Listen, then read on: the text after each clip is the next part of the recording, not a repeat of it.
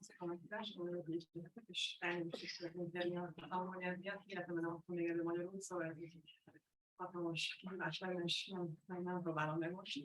De utána diszkutáltunk nagyon szívesen magyarul. Be is mutatkozok szívesen, tehát Németországban az egész vitám német valójában, tehát szegedi közgáz után Németországban először Konstanzban voltam, utána Freiburgban doktoráltam és emeritáltam, és Göttingenben vagyok full professzor Financial Economic Policy, és 6 éve, és nem ismerem a magyar gazdasági életet. Tehát a németet nagyon jól, az európai picit, a magyar nem, úgyhogy nagyon örültem neki. Annával találkoztunk egy pár éve egy konferencián, és nagyon örültünk a meghívást. Többet kapcsolunk őket a magyar gazdasági élettel is. Ezek után az elnézéssel együtt a fejlődés gazdaságtannal foglalkozunk, ezért Indonesia, és I'm going to switch language, I'm sorry for that. So basically, this is a joint paper with 3 co-authors of mine. Lena is a doctoral student, and the other 2, Elias and Jan, are postdocs or postdoctoral researchers.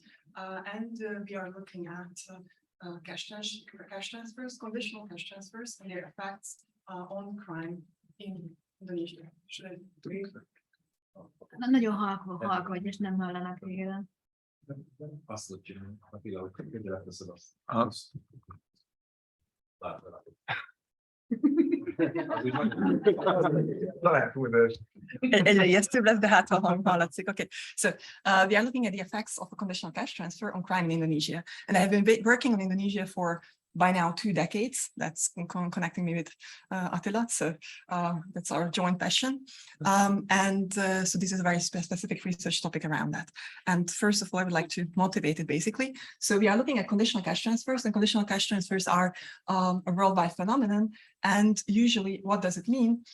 They are a poverty relief program where you are providing cash transfers and linking them to certain conditions. So households, in order to receive these transfers, have to fulfill certain requirements. And these conditions around the world very often refer to education or to healthcare utilization.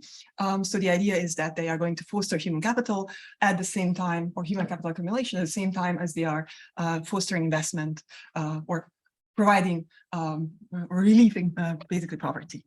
And so just to show you around the world where such conditional cash transfer programs have been implemented. One of them that you might know, which is very well known, is Progressa, one of the first ones that was actually also evaluated through an RCT.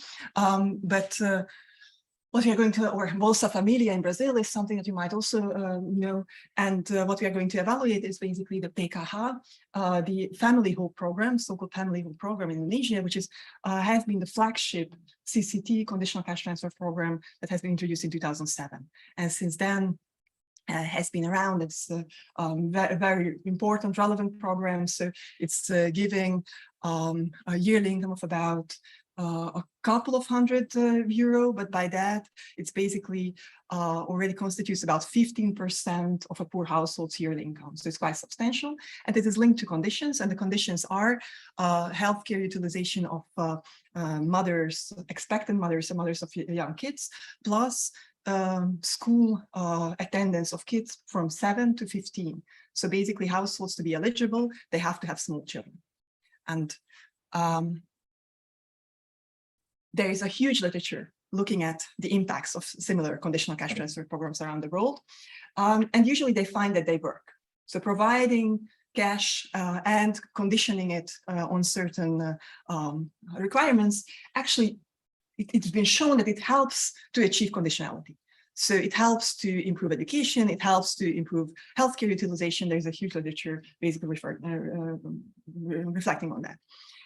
But additionally, by now, we also learn more about the distortive effects of similar policies. So the conditionality itself, of course, is going to incentivize certain types of behaviors, and there could be spillover effects on others. And that's also what we are looking at in this program, basically, that we have child or youth school attendance that is ending at 15 as a conditionality criterion that's going to possibly affect other kids within the household who are already out of this conditionality range. And that's going to be basically the story that we are looking at. There is also smaller literature that looks at CCTs and connects CCTs to crime, especially in Latin American country context.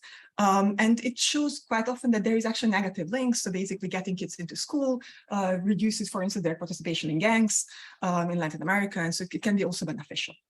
But there are a couple of studies that not always very nicely identified, but show at least interesting correlations where the findings are at times also less favorable. And there is one study on a much smaller predecessor program of this PKH in Indonesia by Cameron and Shah, where they are arguing or showing that mistargeting in such programs can increase unhappiness in the local population. And so this sense of injustice can also increase then criminality, so through an inequality channel.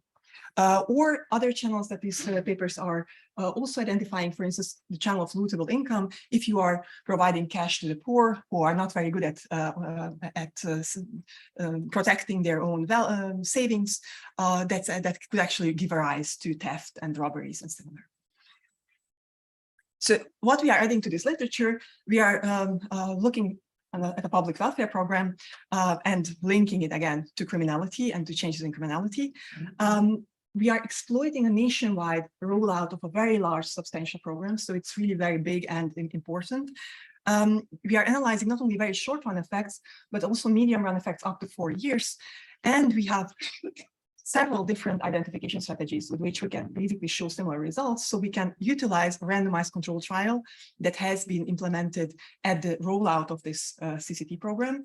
But we can also utilize event study design because we have the admin data for the nationwide rollout, and we can compare these two. Plus, we have two different ways how we are measuring crime, and we can basically corroborate our effects based on both. And more interestingly for us, we are going to show you a link between CCT and crime, and I'm going to try to convince you that this link really exists. And in the second step, what we find more interesting is trying to figure out why, because we are going to have a result that is quite counterintuitive. Just to shoot it down by now, we are going to see that these communities are basically villages or city precincts, communities that have been already covered by the program experience an increase in reported crime. And now the question is, where does it come from? And we are going to look into utilize different types of data to look into different mechanisms in order to pinpoint or exclude possible channels and possibly also pinpoint some. So first of all, theory. And I'm an applied empirical person, so that's the most theory you are going to get from me. I apologize for that, but it's basically back to Becker and others to think about a rational criminal and to think about what determines criminal activity. And so for that, we are thinking about benefits and the costs of crime and making a cost-benefit calculation. And now the question is, how are conditional cash transfers affecting this cost-benefit calculation? And first of all, the benefits of crime, quite obviously, in terms of monetary rewards, if you are giving money to the poor and they cannot defend this money, they start spending it, start investing into lootable assets, then the incentives for criminal activity could be increasing. So there is this very direct channel through monetary rewards. In terms of non-monetary rewards, possibly that's also one of the mechanisms that the previous literature has identified. If you are mistargeting and you are giving the money to the wrong people, then those people who would have had to receive this may be extremely angry and start engaging in criminal activities to restitute justice. So then it would be somehow the sense of justice that gets re-implemented through criminal activities. In terms of costs of crime, you can think about material costs, first of all. So in order to be engaging in criminal activities as a criminal, you have to invest. You have to invest into transportation. You might need a motorbike in order to be quick at running away. You might, so in a sense, it's also costly to be a criminal. But there are also psychic costs, which means that if your community is very tight-knit and they are observing you very well, it increases the cost, individual costs of engaging in a criminal activity, because again, it's harder to be a criminal if everyone sees you and everyone observes you. Opportunity costs of crime, and that's going to be the main channel that we are able to actually identify, would be something like labor market participation or schooling. What else can you do or are you supposed to do with your time? And that's, of course, could be also affected. And the very last factor that is also affecting the cost of crime is the expected punishment. If you have seen these Becker type of models, a rational criminal is going to think about not only the benefits, but also how likely is it that I'm going to be caught. And although a CCT is not going to affect the likelihood of you being caught, maybe you are assessing it differently. And this assessing differently, for instance, if you spend your money on drugs, you might become much more risky in your behaviors, and you might underestimate the likelihood that the criminal activity is actually going to be bad for you. So that's also something where CCT could be affecting. In terms of material costs, I said, okay, you can invest into bikes, for instance. In terms of psychic costs, if a CCT is changing community level cohesion, either in a positive or in a negative way, this could be affecting then again criminal activities. And in terms of opportunity costs, if labor market opportunities are changing or labor market behavior is changing, if schooling is changing, again, that's good. So how much free time individuals have, that's also going to affect criminal activities. And so that's basically the setup or framework that we are looking at. And the very last thing that we have to convince you of is that the whole thing is not just reporting. And so it's really something about criminal activities and not just that reporting of crime is responding to CCT. For instance, you could imagine that because a place gets covered by conditional cash transfers, there is more attention, more media attention, there is a new investment into police. And because of that, that's actually what is going to pick up increases in crime. So what we are going to do, we are basically going to compare two different, it's lots of words, but I'm going to tell you anyway, so you don't have to read, but we are going to compare two different identification strategies. One of them is this RCT, as I said, so a randomized piloting of this program that is actually a quite large scale so that we can make community-wide comparisons. And additionally, the national admin data on the program rollout that has happened through several years so that we can really observe there are a lot of variation. And our main outcome that I'm going to show you and I'm going to focus on is a newspaper-based crime reporting data. Why is this so? It's because in developing countries, like also in Indonesia, there is no good administrative data on crime that would go down to the local level. And that's also why the World Bank invested into a violence monitoring system that they have funded for quite a couple of years, where they have basically went down to local regional newspapers and coded every instance that a location gets mentioned because of some criminal activity or also violence. So this same data set is also being used for conflict studies, but here we are only focusing on activities that are clearly crime related. So if you think about crimes, it's going to be robberies, thefts, or some assaults under the condition that is actually violent, which means that it has to be relevant enough to hit the news. So if someone steals a chicken, it's very unlikely that the regional newspaper is going to report about it. But as soon as a certain threshold is being surpassed, you might see these effects. And we are looking at this data set from 2006 to 2005 to 2014. So these are basically 10 years of data that we can bring down to villages, so local communities or urban precincts, so parts of a city, to see how often did crime or was crime being reported from a certain place in a given year. And that's going to be one of our main outcomes. But because it's based on newspaper reporting, what we are going to compare it with is what is being reported in crime victim surveys.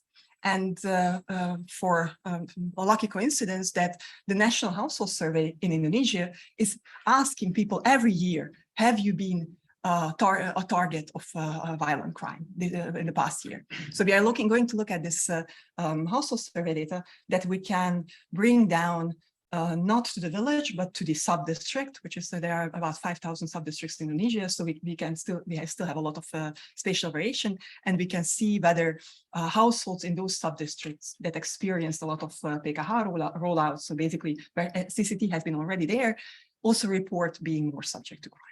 And by that, basically, we have these two different measurements where we are measuring newspaper reports and we are measuring self-reported crime, and we are contrasting them and finding the same results. But both of them is just violent crime? both of them is basically violent crime, although the violence monitoring data set, so if you think about it, it's really, it needs to be it's basically any crime that hits the news. So it's called the violence reporting data set, but it's a theft is already considered violence. And by that, a chicken theft is not going to hit the news, but anything else, yes. And in the other, it's not only violent crime, it's basically, have you been subject to crime? So in that sense, it could be also non-violent, it's true. But a car theft, for example. So again, depends on the condition. So if it happens in Jakarta, unlikely. If it happens in a village, yes. And then we are going to look at, we are going to utilize on the top of this, so we are basically going to look at what is happening with crime. And then we are going to utilize the survey data that has been collected in the evaluation of the RCT. So there's a very detailed survey data set just for the pilot study of the randomized control trial that we are going to try to utilize also to look at mechanisms. And additionally, we are also going to look at the National Household Survey yearly data, again, to mirror what we have found in the RCT data. And what we show is basically that there is a positive link. So CCT cash transfers, when they reach local communities, it's more likely that these local communities hit the news, so there is more crime being reported, but at the same time, also households in these local communities are more likely to say that they have been victim to crime. And if we are going to look through quite a lot of mechanisms and can exclude quite a many, where we say, okay, actually, it doesn't seem like it's about lootable income. We don't find evidence for this being inequality and so on, but what we were going to find is that there is a very substantial shift in time use of young, non-targeted individuals within the CCT families. And I'm going to show you in a moment how it goes. So basically, by now, this is the whole presentation, very short, and now let me get into details. So how we are measuring, our first main measure of crime is this National Violence Monitoring Data Set, and you see that it covers exactly half of the country. So because it was a very expensive project, the World Bank picked half of the provinces and funded this crime data or crime and violence data, basically this newspaper-based collection in half of the provinces. And so this selection of these provinces is certainly non-random. They selected it according to certain expectations. Where does it make sense to look at violence? But we are going to contrast these results with the household surveys that are for the whole country. And by that, we can really make a comparison and tell you more about, okay, is this half of the country something very special, or is it actually, would we get something very similar if we were having similarly nice data also for the other half of the country? And so we are looking at about 85,000 reports of criminal incidents. It's not an awful lot, but that's how much has been reported over those about 10 years in the news. And so definition here is all cases where humans' property were physically or consciously harmed. So there has to be some harm to, if you take away a car, it's already harm to physical property, and by that, it would qualify. Our treatment is the spatial rollout of this program, of the CCT. And in the experimental sample, it's super neat because, again, it was run by the World Bank, and they selected 180 sub-districts as treated sub-districts and 180 as controls, half them, and said, okay, here we are rolling it out in 2007, and here we are not. And the only thing that is happening in this RCT is actually that the controls get contaminated after a while. So the treatment is perfect, but over the years, the controls slowly are also getting access to the CCT over different means. And so we are going to look at this, the results of this RCT, also in an event study design, but also by looking at the intention to treat effect, and also by looking at the local average treatment effect by using the assignment to the treatment as an instrument for the actual receipt of the treatment, and try to corroborate all the results. The two of you have questions. How close are these districts located to each other? So how often does it happen that I'm in a control district, but my neighbor is in a treatment district, and so this is in terms of sub-districts. This is the administrative. So the RCT is also there, but it's not visible. They are not so there could be overlaps, but what we are going to look at is we are going to test for neighborhood effects, and we are going to see whether there is anything in terms of crime that is happening, because we can go down to the village, we can draw circles and try to figure out whether there is anything in the in those that we are looking at as close by controls versus far by controls, and we see no spillover effects whatsoever. But that's the only thing that we can do. So they were not necessarily directly adjacent, but it's a good question. I should be more precise on this to be able to say. So in a sense, this structure has been used to evaluate this program very extensively and very successfully. So the spatial spillover effects, I wouldn't say that they are very likely. We are also checking for migration, whether getting the treatment is changing the population numbers, and we don't see anything. So we don't see effects of this treatment on migration, and we don't see effects on this treatment in the next village 10 kilometers away, 20, 30, 40, and so on. So there is no measurable spillover effect in space. Controls were never. Not true. Controls were supposed to be never. So when we are looking at the RCT, there's an introduction in 2007, and there is an end line in 2009. So there in the RCT, we are looking at short-run effects.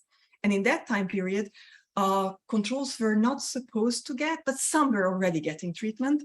I can even show you, I think, a figure. No, I'm sorry. I haven't taken this, sorry. So basically, it starts at 50-50. And after 2-3 years, some of the controls are getting it. And we are going to look at the RCT for a couple of years, so from 2007 to 2011. So we are also looking somehow already at a time when controls could have also received it and making a comparison. How is it justified? The program or the randomization itself? Well, both. I mean, the program and the randomization. The program itself was basically justified based on CCT logic. So in a sense, after the success of Progressa, that was the government's decision to actually introduce something similar. So to introduce a conditional anti-poverty program that is targeting human capital accumulation and human capital building, health and schooling. So that was quite uncontroversial. And the randomization was pushed by the World Bank. So this basically is a pilot study, early introduction that the World Bank funded. And it's important to know that the World Bank has its largest country office in the world in Indonesia. So by that, they are actually very, very active in Indonesia and are also running our cities there. So it was promised for the control that it will be introduced. Sure. So it is, in a sense, it's really just a staggered design where you are trying to withhold treatment for a couple of years for the control units. But here you see the actual rollout, how it happens. So we are also going to look at this national rollout, and there you see the very dark are the ones that were getting it very early, and the lighter ones later and later. So you see that there was basically like a spatial process. They started giving it to poorer communities that are easy to reach. So somehow so this is certainly a non-random process, but we are going to show you some event study results to say, okay, are there actually pre-trends? Because here the assumption is in a different setting that there is a parallel trend assumption underlying this whole thing. And we are going to show you some evidence on that. So, but basically there is a spatial process where additional sub-districts are being added or villages are being added over time. And we are utilizing this as a companion evidence on the top of the RCT. And by that, we can also look at some longer effects because their treatment started in 2007. We can look at it until 14. So for some, actually, we can look at 7 years after. But we can reasonably estimate up to 4 years after the treatment that where the sample size is still large enough. Have I forgotten something? I think not. Okay. So we are going to look at the RCT data set where it's about 1,800 communities that we are going to follow over time, 2005 to 2010. After 2010, everyone was getting it. So basically, assignment within 2007, and then until 2009. In 2009, there was an end line, and after 2010, also the control locations were getting it. So that's why we are restricting our analysis for the RCT just for the time where it wasn't supposed to be everywhere. And for the national sample, we are looking at the data until 2014. That's where our violence data ends. So that's we can provide some additional evidence I'm going to show you in a moment. Then we look at the pilot surveys. So like basically the surveys that were conducted around this RCT. going to utilize the yearly rounds of national socioeconomic surveys that, for instance, collect crime victimization, but also collect time use data. And by that, we can say something about the channels. And we use the village census for some stuff. So in terms of the crime, Do you see the gender of the victims? we haven't looked at it, but yes, for the self-reported. So we haven't looked at the gender, but it's difficult because it's household survey, so you don't. So in a sense, the question is, has your household experienced crime? So it's not whether you individually as a female, male respondent, there are not several respondents within the household anyway. So in that sense, I think it's rather household level experience of crime than individual level experience of crime. And what about other social values like ethnicity, migration? We can look at certain stuff. So ethnicity is not being recorded in these surveys, but then again, migration, we can look at population data, and population data, we can look at a village survey that is being surveyed every 3 years. So that's where we were checking, for instance, that population is not linked to this treatment, and population changes are not really linked to this treatment. Ethnicity, we don't expect this to change. So in a sense, what is interesting is whatever is changing over time that we can link to this. And in terms of the violent crime, you see that about 7% of villages experience crime in any given year, or crime that is relevant enough to be reported in newspapers. So about a bit less than 1 in 10 villages pop up every year on this in this crime data. There is also an intensive margin. So in some parts, we could also look at the log number of events. We decide, since the most variation at this village level is between 0 and 1, we are presenting all results in 0 and 1, but basically we could also just look at the intensive margin and say somehow the log number of crimes or inverse hyperbolic sine number of crimes, it would also work. So what we are going to estimate is relatively simple.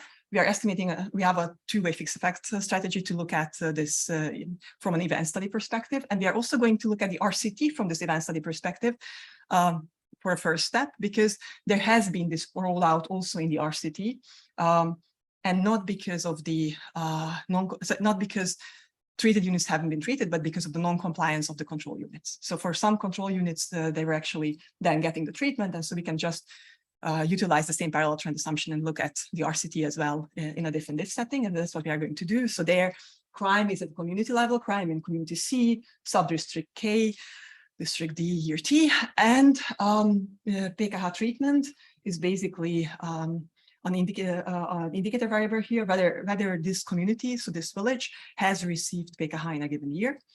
And we have community fixed effects, district year fixed effects. There's a lot of stuff happening at the district level. There are about 3 to 500, depends on the year, districts in Indonesia.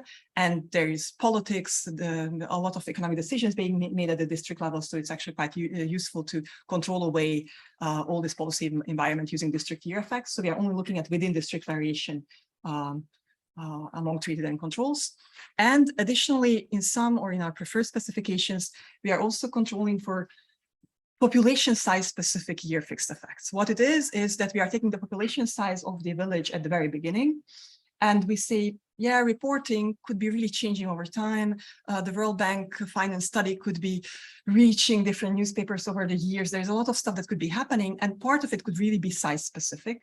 And so if we control away just the average effect of the size-specific difference, we could again increase the precision of our estimates. But we are just doing it in some specification just to show you, okay, that's actually, we can control it away, and it's not just a size-specific difference that is driving everything. And then we are going to run this for RCT communities, but we are also going to run this for the national rollout. And for the national rollout, we are going to do basically then event study specifications. And because of that, we are also showing you some event study estimators, because like a new literature on the diff and diff that is just right now just exploding and basically hitting you very hard. Right, okay, shows that there is actually a source for substantial potential bias in diff and diff estimates than if there is treatment effect heterogeneity. So you can use either reweighting estimators that are basically reweighting every treatment unit to try to control for this bias, or this Borosiak et al. Estimator is a very nice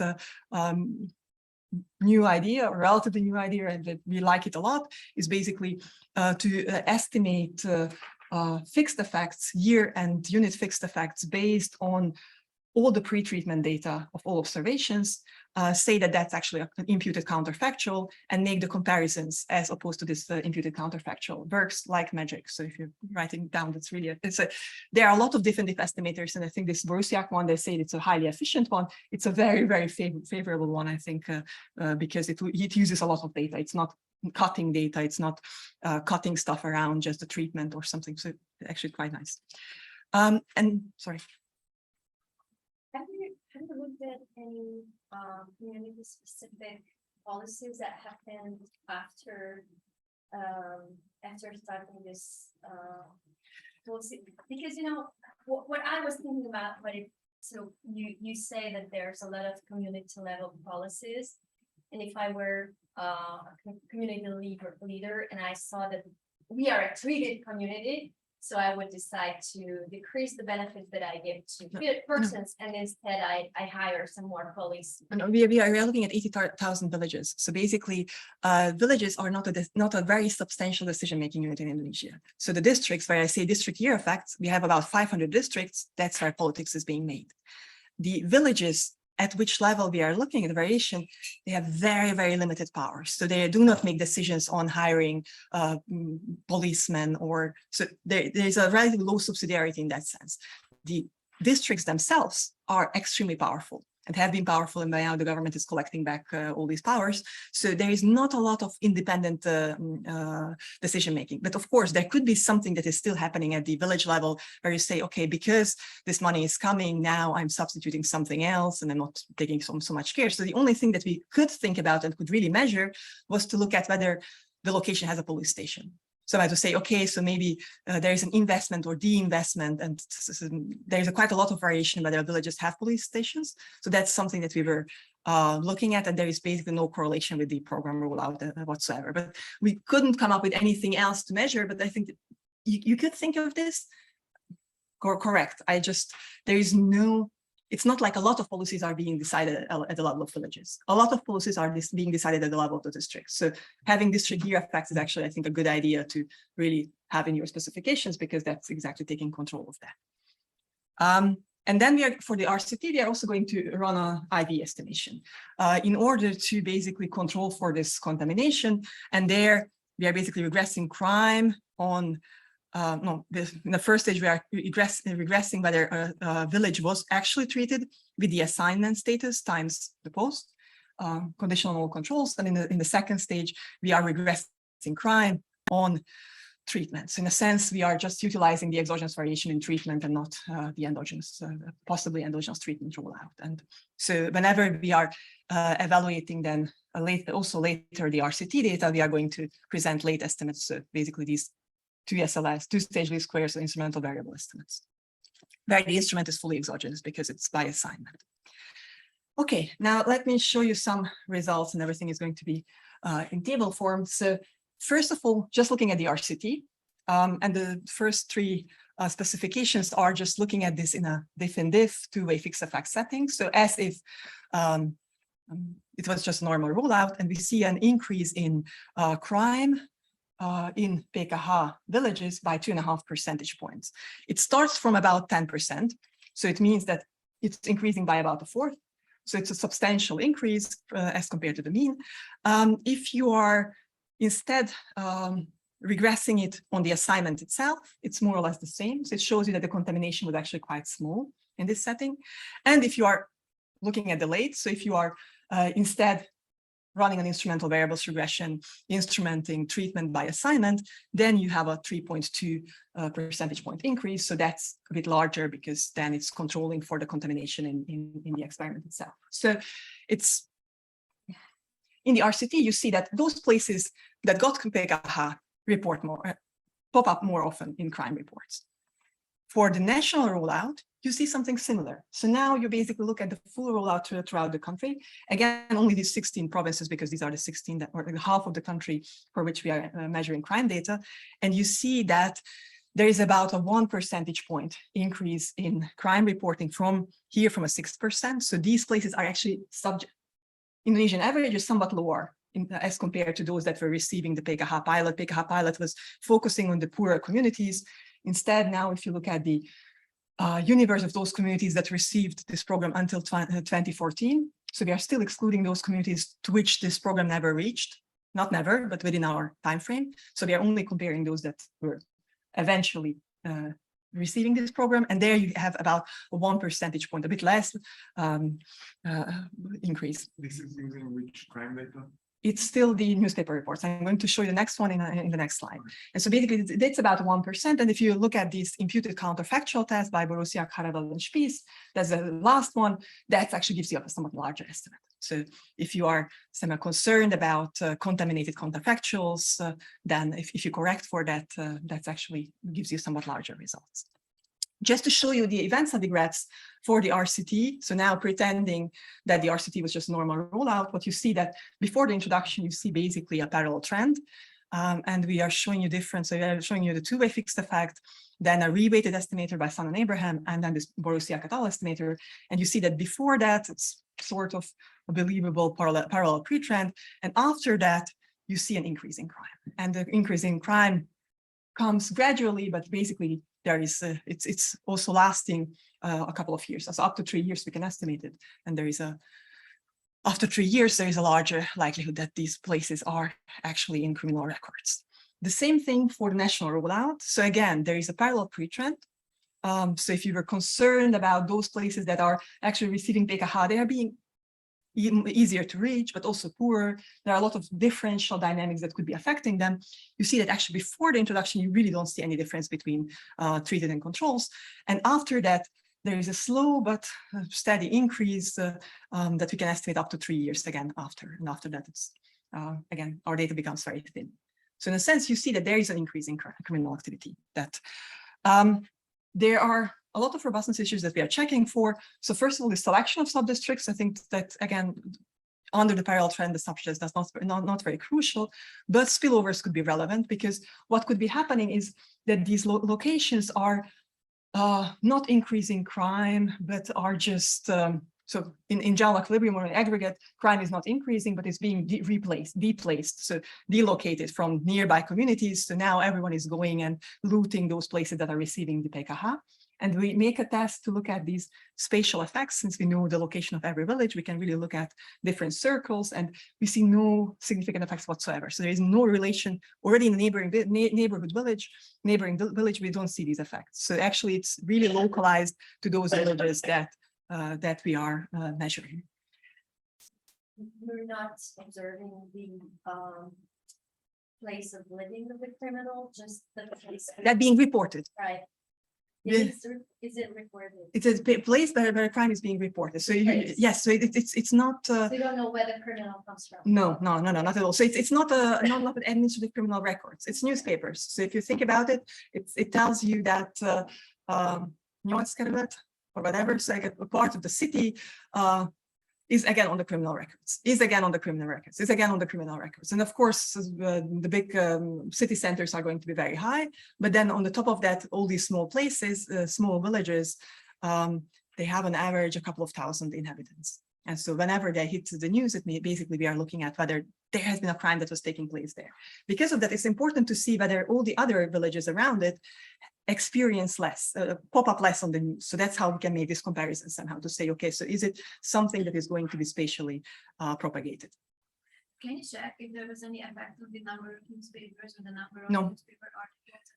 I can imagine that if you know there is this CCT, then there is more income, so there is just more demand for news in general, or maybe those villages were just got under the focus because they were treated by the program. One thing that we haven't checked, and that's a very good idea, we could check something like the share of, like it's very flimsy data, village level data, the share of households with TV, the share of households with news.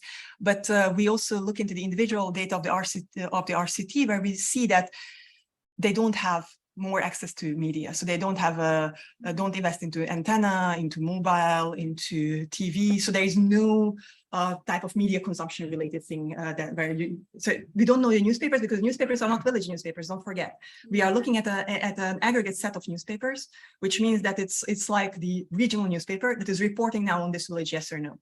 And so it's, of course, you could say that this village starts to buy more newspaper articles. We can look in the RCT, we can look at the expenditure data, and there we don't see any additional change. Okay, and So maybe some other news related to those reviews, like, I don't know, agriculture or whatever. That the problem with this news thing is that basically there is no coding of these articles. It has been a very expensive thing that they have done, and they haven't really thought about coding control information. So that would be the very nice thing if they have encoded violence, plus on the side they encoded something like movie reports. I don't know, but anything else. So absolutely, I would love that. So I would love to have something to compare it with, but that's something that we don't know. So that's the one thing where I say, okay, this is popping up on the news. We can just see what people are spending on, and that's the only thing. And we could see, and that's something we haven't checked. So that's actually good that you remind me of that, whether the share of newspaper reading households in the village is changing. For instance, that's something that we could change and or we could check. Doing stuff to clustering or redefining the sample, all of this doesn't really matter. So it doesn't change the results. And so what we can check for, what I was saying, is the police stations. So we don't see more police stations. We could check for share of newspaper reading households, that's true. And the second point is, if it's really just reporting, it might be useful to look at a different type of reporting data. So for that, we are looking at the National Crime Victim Survey. And there we are putting it together from very different parts of the puzzle. So first of all, we have the Susanas National Household Survey, 2006 to 11. Why to 11? Because in 11 is the last year where we know the sub-district identifier of the household. After that, the statistical office just kicked it out. So until 2011, we know each household in which sub-district they are. And by that, we can identify how many villages in that sub-district have already received PKH. So now we are going to run a two-phase fixed effect model using sub-district fixed effects and this district year fixed effects. And we are going to see whether those places that have more villages, those people living in sub-districts where more villages received PKH, report crime differently. And what you see here is that on average, about 4% of the households report being victim of crime in a given year. This is increasing by about 1 percentage point. So again, by about 1/4. Before, the effect was also about a 1/4. So it's increasing by about 1/4 if the share of the villages in that sub-district goes from 0 to 1. So basically, before that, no village was affected, and now all villages are receiving it. And the nice, super neat thing that I'm going to figure out that we can make it, made me super happy, is that now we can really compare half of the country that we are covering the newspaper data, that's the NBMS, the first column, and the other half of the country that is not being covered by the newspaper data, the non-NBMS. So now we can really say something about also part external validity, not fully, but for the rest of Indonesia, is it something that is just happening in these very violence-prone NBMS places where the World Bank was focusing on, or is it also happening in the rest of the country? And the two coefficients are exactly the same. So it's super nice. Anyway, not many things make me happy, but this was something that made me happy because it's just like, okay, that's exactly how we expect. So it's super neat. What we can also look at, we can, in the household data, we have region-specific poverty lines in Indonesia. So you know for each district, what is the, or province, not district, for each province, what is the regional poverty line. And so since we know the household expenditures, we can say for every household whether they are poor or non-poor. And so we can compare poor and non-poor households and who is actually being more subject to crime. And here you see that especially the poor households are the ones where also the intensity of crime is increasing, but also the rich households are also experiencing more crime. So again, it's the poor are the targeted ones. They're also becoming more targets of crime, but there is also more crime among rich households. And then what we can additionally do is, for the later years, we don't have sub-district identifiers anymore. We can't regionally link it to rollout anymore. Instead, there is a new question in the questionnaire, which asks every household, are you a PKH recipient? Starting with 2013.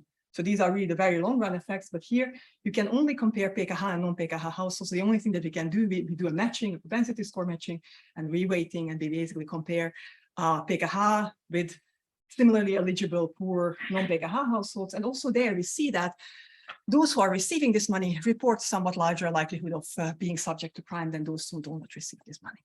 Now the question about the mechanisms. I have 15 minutes to go, I think, and it would be very good if I told you something about mechanisms as well. So first of all, it could be monetary rewards. Money is flowing into these places, so there could be more assets and accumulation of assets. And on that, we can look at the RCT, and here we are looking at RCT households. These are laid, so they're IV estimates, and we can look at, first of all, how their asset composition is changing. And although they are receiving this benefit, they are not investing into assets. So there is no more assets, even their aggregate expenditures are not shifting. So somehow they must be cutting down on something, on some income, substituting away something to say, okay, so actually the total expenditures stay more or less the same. Food or non-food expenditures are not changing. They're not more likely to have a bike, motorcycle, a car, or spend in total on transportation. They're not more likely to own a radio, a TV, an antenna, or sell. We don't know about newspaper readership, but basically their engagement in consumption, communication-related consumption is not increasing. They are also not more likely to consume alcohol. If we were thinking, if you remember at the beginning, I was showing you this model, and among the costs, I was saying, okay, it could be that their assessment of expected punishment is going to change because now they are spending some of the money on legal or illegal, whatever, legal or illegal drugs. And because of that, make worse decisions. And at least in the self-reported data, we don't see that they would be telling you that they spend more on alcohol. And then we also calculate different type of community engagement variables. I have to call engagement 1, 2, 3, 4, whether you go to community meetings, how often you are engaging with your own community. So if you think that somehow community cohesion has suffered because of CCT, because some of them were getting it and others not, at least we do not see changes in this community engagement variable. Yes, I got close. So what do they do with the money? Sorry? What do they do with the money? That's a very good question. The only thing, so again, you are basically, so what we see, I'm going to show you what we see, because in a sense here, you don't see anything. So in a sense, the money is being kept the same, but there is something that is happening. And that's, I think, the crux of the story. And that's happening here. So this is now still in the RCT. It's a huge table, a lot of numbers. I'm going to guide you through it. I was just way too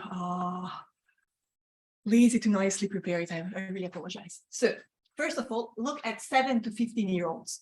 We are looking here at the households that are receiving this PKH as compared to their control households. And these are different outcomes and always an IV estimate of the treatment effect on these outcomes. For 7 to 15-year-olds, they weren't working before, they weren't doing household chores, nothing changes. They are more likely to be in school. So that's the conditionality. You force people to send their kids to school, and they are sending their kids to school. It's very nice. It's working for boys, working for girls. The coefficient size is somewhat smaller, but that's something that is happening. At the same time, because they're going to school, they're also somewhat less likely to be idle. In 16, 17, there is a quite muddled thingy going on because possibly they are still affected by this because they were receiving already in the previous years. And so there is some carryover effects for 1 or 2 years. So there we don't see very much. And then that's why we were cutting out these 2 years. And starting with 18, there is something very interesting going on. The likelihood that youth in these households is working is reduced very substantially. So what are they spending their money on? They're keeping their kids at home. So the likelihood that the older kids who are living in these households are going to perform market work is going down very substantially. And it's much more substantial for boys than for, or not, it's similarly substantial for boys and girls, but girls at the same time may be involved in household chores, although not significant. So for girls, you don't see this idleness effect, but you see a very substantial idleness effect for boys. And then we've put together the older age categories as somehow as a control again to say, okay, what is happening with the already adults within the household? And you see that among the adults, there is no adjustment. So they don't change their labor market status. They don't change their engagement. These are from the post-RCT survey. So it's basically a comparison of post and pre. So it's basically it's the RCT survey data. And now, and that's when started make me believe in this whole project. We went into the national household survey data and redid the same thing by focusing on, we identified only poor households because the national household survey, of course, has many different, has also richer households. So we were identifying only the poor households and then identifying only eligible households. So those that have at least one child within the household from 17 to 50, so from 7 to 15, and looking at those people who live in these households. And you see basically the same, which is, I think, really, so now the treatment effect is the rollout related treatment effects. So it's basically the share of villages in a sub-district that is receiving this treatment. And you see that more kids are in school, here somewhat less idle. Men much more, less likely to engaging in market work, less likely to engaging in household chores, most likely to be idle. And so that's the only thing that we really see in this labor market behavior, that households that are getting money are keeping somewhat older kids at home. Sorry, I'm percent the coefficients. I thought it should be 0 there. So what it is, so for 7 to 15, right, say almost everything is decreasing by a lot more than they're going to school. So some things, so I'm not Yeah. what the coefficients are.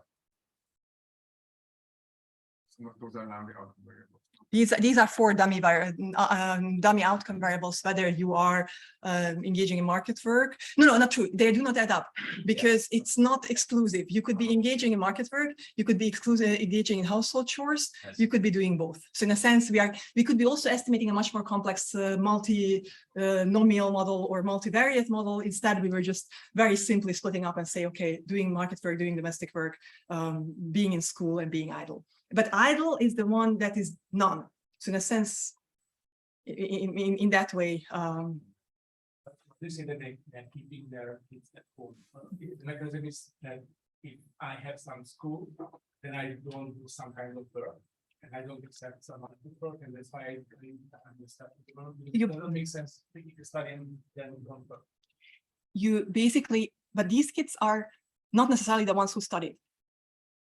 Right? So these are basically the additional children who are at home, who are benefiting from the income effect, who don't have to necessarily do crappy jobs.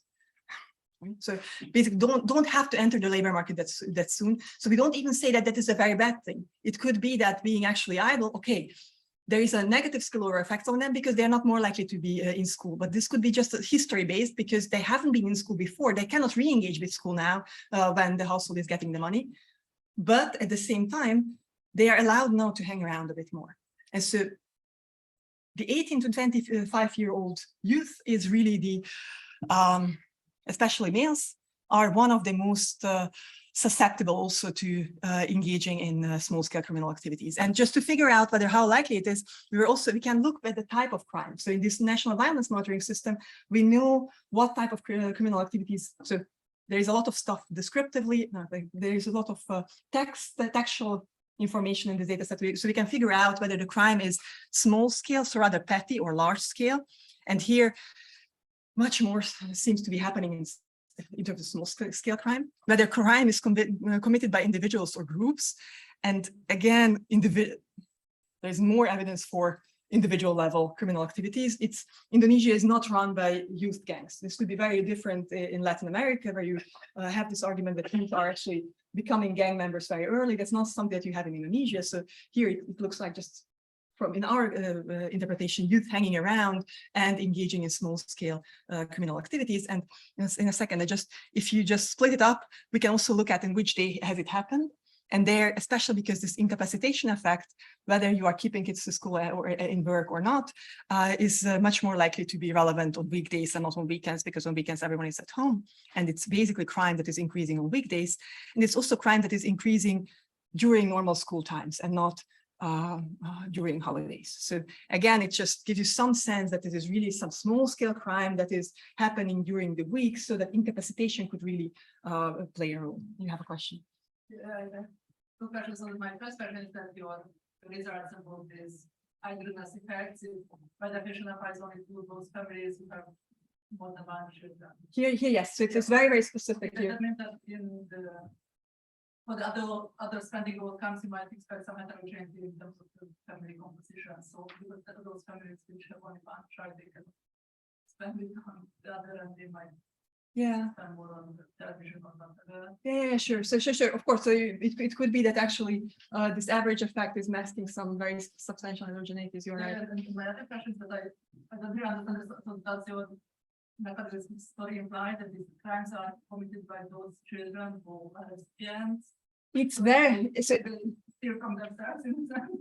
not necessarily just from themselves. So part of it is just aggression, right? It's just hanging around in the evening and hitting on someone, which is basically, then it could also be just affecting the poor. But other part could be just using your free time to engage in any type of theft, let's say. And that's where when we see these crime survey reports, that would be a rationalization here, for instance, that you also see it for the non-poor. So it's basically not just the poor suffer more from it, again, because a lot of this aggression is just whatever is happening. But especially if it's property crime, of course, this could also be affecting others. Again, it's very clear that we are not observing crime happening and who is doing that and how, but it's very seldom the case. So there are advantages and disadvantages. So a lot of crime literature goes into admin crime data that is very aggregate. So then you can look at the aggregate number of crimes, but then happening, also subject to reporting issues, subject to depending on how the police works and so on. But that's basically the data that's getting usually utilized. So in that sense, we are providing some complementary evidence that is rather household survey based or newspaper based to say, okay, we see in both increases in criminal activities. I want to bring two details in your results together. So as far as I remember, these older siblings withdraw from work, but not from school, right? But they are not withdrawing from school because possibly they haven't been in school. Yeah. So I do remember, right? It depends a bit also on the sample. Not Depends on the sample a bit, I think. So in the RCT, there is a negative coefficient of 0, basically. So if you look at this, then the idleness effect is mostly driven by market work, and a little bit schooling is adding into it that is in itself not significant, but together it's making the other effect larger. Yes, so that's why I don't understand why is the whole effect of crime concentrated on non. So it's related to being a school holiday or not. Yeah, I don't really get it. No, but it's not only a school holiday; it's general holidays. So in a sense, we are looking at Christmas and Ramadan times, and because of that, of course, it's not only school holiday but also labor holidays. So the same thing also with school day versus non-school day. Maybe it's bad in terms of framing because you are right; it's not about incapacitation in school. So it could be really just work week versus weekend. Yeah, So, it would be a more. Yeah, okay. I was also thinking when I was looking at this today in the morning, I was also thinking exactly what we're thinking. So basically, maybe the label is somewhat really misleading because I don't think that we are saying that it's incapacitation in school because that's not what we are seeing, but rather it's dropping out of the labor market. So maybe weekday versus work week and public holidays versus non-public holidays would be because in a sense, I think you're absolutely right. We are not that finely looking at school versus non-school. You motivated, you started with this newspaper crime data, and there, if a crime hits the news, then it must be a big crime. But here you say that it's petty crime that is that you observe. No, in a sense, I think that in terms of small and large scale, the large scale is rather something that is considered organized crime already.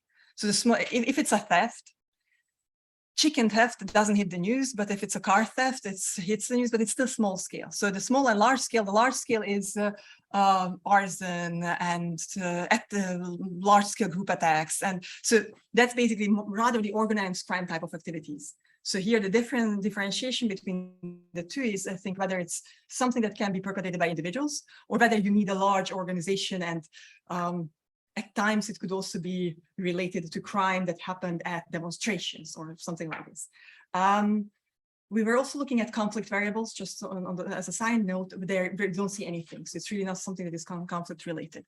And just the last one to exclude, we were checking a lot of stuff that I was now not referring to anymore. My time is going to be over, but it's basically, we also don't see mistargeting playing a role. We don't see inequality playing a role. So we checked, actually, it was now a bit fuzzy, but we checked all of these different types of mechanisms and we don't see anywhere anything. So beyond this labor market mechanism where you say, okay, there is an increase in youth idleness, we haven't seen anything else actually in this data. So that's basically, it's an argument by exclusion, right? So it's really not a very precise argument pinpointing, yes, exactly, they are doing it. It's rather these two things are happening at the same time, how likely is it that is happening? And before I give you, just give me the very last word, because to say, okay, well, what do we take home from this? Does it mean that CCTs are bad? No, not at all. That's really not the policy conclusion to make. But the policy conclusion is, of course, that within households, when you are targeting something and certain types of behaviors, there could be substantial spillover effects on non-targeted household members. And it might be useful to keep that in mind and also keep a focus on them. So having remedial programs on the top of that to say, okay, we are actually targeting also older youth within those households, or providing places with different type of community engagement that is targeting those youth would be my policy conclusion, not the policy conclusion, yes, CCTs are bad. I just wanted to make sure that I'm not misunderstood in terms of what I'm taking home from this. And now you have a question. I was thinking that whatever is the news in our district might be very well contingent on the baseline level of crime. So if it's a very criminal area, then you need something bigger to get nothing. And that might affect the results in non-trivial way. So Okay. I don't know how, but really, I didn't raise this question previously, because when you show that the results are very same between the covered and the non-covered parts, but then I'm wondering, why isn't that your first result that you're showing? Because this one is so much more elegant, because here the treatment is at the community level. So we are basically treating villages with PKH excess. We are specifically observing 40,000 villages, whether there is PKH or not. And by that, there is a lot of variation and very, very precise. So it allows a very nice event study design. Here, I might not have been very specific, but this is much worse in terms of data, because we can't bring these households down to the village. We can only bring these households down to the sub-district. So the treatment is only at sub-district level, and there is a sub-district fixed effect, but it's very different from a village fixed effect in that sense. So the first data set allows us very, very precise estimation of what is happening in that village. Here, we don't know what is happening in the village. So in a sense, it's what is happening in the sub-district. And sub-districts, this data is not representative for sub-districts. This data is representative for districts. So because of that, we are only estimating it on data where a sub-district has been at least twice in this survey. But basically, this is a rotating sampling frame. It's not a panel, it's a pooled cross-sectional data where you have the same sub-district, let's say twice, once in 2004 and once in 2009, and another one in 2005, 8, and 12. And that's what you are basing your estimation on. So this one is much less nice in identification from an identification perspective, but still it makes me super happy, because the very neatly identified diff in diff and this one still gives you very comparable results. I don't understand the median level of crime. What is 4%? What? 4% of households living in places that have not yet received any type of, so households that are living in sub-districts in which the village coverage of PKH is 0. So it's basically 4% of the households over all years that are living in a place in which PKH hasn't arrived in the sub-district at all. There, the average crime level is 4. So instead for 4%. No, it's not newspaper. That's a crime victim survey. So 4% of all households reporting, yes, last year I was subject to some crime. And the 10% is basically village level. Yeah. So now it's 10% of the villages in any given year hit the news. So in 10% of the villages in any given year, there is a report on crime. But then in villages, you are basically thinking of 2,000 soul communities. So that in that sense, it's really like, at times it's even smaller than here, Cadillac. So it's really small city pressings versus really parts of villages. Number of people, so It's 0, 1. So it's 2 robberies in one village. Doesn't matter, any type of thing in one village. We can also show you this in terms of numbers, but the true margin at which this varies is mostly in the width of the country is the 0, 1. Because since only 1/10 of the villages is popping up at all, it's not driven by whether it's 20 or 25 times. So the inner city districts, there is really a variation is coming from 20 versus 25. But in the breadth of the country, it's really just whether a certain village has appeared in the news at all or not. So I'm somehow like to see a bit of the social structure behind those mechanisms, because I think what is not in this exercise, and it's quite like so that we do not see anything about family, so-called family structure, family background, and what might be the difference, what may somehow add the explanation what you are giving us, and also the religion. Religion can be a very powerful explanation just because of the idleness, right? Because if the religion is able to somehow incorporate or attract those youngsters who are instead of not going to the church, but ready to just hang around and be ready to just be done by the drift. And I think that if you are, so to say, telling this type of story about the mechanism, I think these items are somewhat I do not blame the side, but I just try to comprehend. And another small point that perhaps the explanation on this exposure that the non-poor might be able to defend against this big crime. Sure. So there is an alarm in the car and so Sure. So of course, like non-poor can also defend their assets much better. It's certainly you may, part of it. you may also observe if there is detailed enough expenditure survey on that. No. You don't know whether they are spending on car alarms, but you are absolutely right with your second observation. With your first one, religion, how far does it matter? Of course, don't forget, 90% of the country is Muslim, and nominally everyone is religious. So the difference is no. Sure. So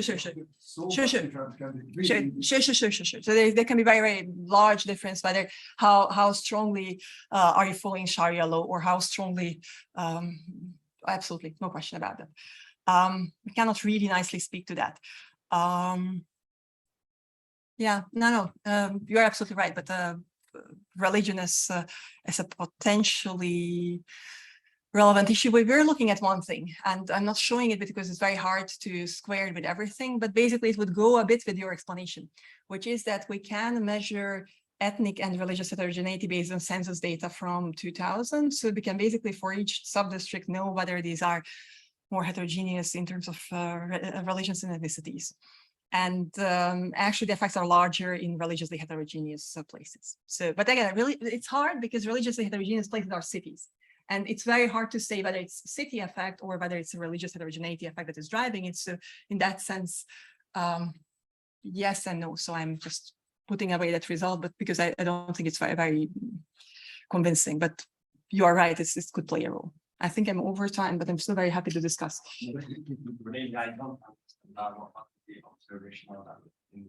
In the household.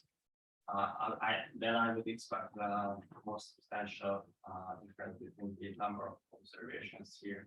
Which one? In the second and the first one. Here you are splitting the country into two. This half of the country is covered by the NBMS and the other half is not covered by the NBMS. So actually the number of observations is very similar, just tells you that this NBMS is splitting the country into two. Here, there is a very substantial difference because according to Indonesian standards, these are not international standards, these are national standards. So according to national standards, about 10%, a bit higher than 10% of the share is the share of the population who are poor. So in a sense, it's really domestic poor versus domestic non-poor. So here you have a very large difference because domestic poor households are much fewer than domestic non-poor households. I have a non-technical comment regarding the interpretation of the results. Yes. And I like very much your presentation and the question, what you touched the question, what we think in general about CCT.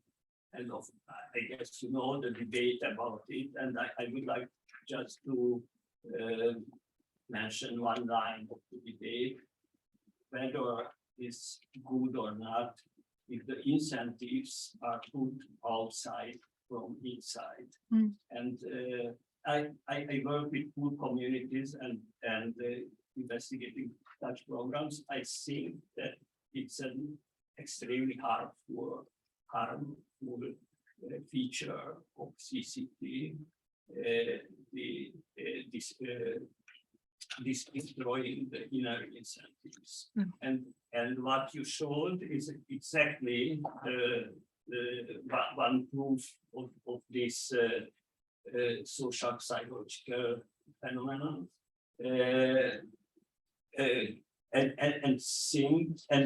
And according to this line of theory, I would mention the book of Wood-Grant, perhaps you know, Strings Attached, where such kind of author incentives can be good when it's would like to start something, but a continuous application can destroy from in the poor communities, and this shows exactly. Thank you very much for that, because in a sense, we don't speak to this big debate versus UCT, CCT. So there is also a very nice literature on comparing in a randomized controlled trial setting, whether unconditional cash transfers versus conditional cash transfers, what's the difference, how incentives are changing. So I'm absolutely with you on that one, but we are, in a sense, we're not really speaking to it, you are right. So we can't really say much about it because we are just looking within CCT on spillover effects. But there is also a literature that is increasing, and again, going a bit into your direction to say that whenever you are setting up incentives, there are going to be non-targeted outcomes that you might actually, by that, it leads to the underperformance on that dimension. And so that, again, certain types of conditionalities can be also counterproductive. So sending kids to schools, whether this is in itself counterproductive, it's hard to debate. So I think at least we believe that irrespective, I don't know, maybe I'm just okay, let's stop it here. About the other outcomes of taking up, I mean, positive or Yeah. not your. Yeah. There's a hypothesis to evaluate it. So but it's the same thing that we are seeing. So in a sense, if you are evaluating it on the conditionality, it improves healthcare utilization, it improves schooling. We also see these improvements in schooling. So in a sense, it's just in the data. It's very clear that PKH is beneficial. When we are setting up incentives, if they are high enough, we can incentivize exactly the behavior that we are setting up with these incentives for. So in that sense, that's really non-controversial. So there are a couple of papers and quite well-published papers, and they say, yes, it works, which is fine. But I think that this is much more interesting, or from my perspective, to look at something that just hasn't been in the focus at all. And at times it's very hard to sell it to people to make them believe that this is really happening. But by now we have been puzzling together more and more of this evidence so that at least I'm believing it by now. So at the very beginning, when we were looking at this data, it was like, interesting. What could be going on? So in that sense, it was also for us and our learning experience to go step by step and try to figure out, guys, can we say anything about this? Like, what could be going on? Because without it, it's super uninteresting for me to be able to say, okay, yeah, crime is increasing. So what? Why? And so that's somehow that I find interesting. I think we are over time. Thank you. Thank you very much.